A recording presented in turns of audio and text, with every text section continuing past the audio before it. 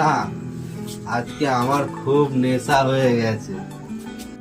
তুমি আজকের মদ খেয়ে বাড়িতে এসছো, তোমার সংসার আমি করবোই না। আজকে আমি ছেলেকে নিয়ে বাপের বাড়িতে চলে যাবো।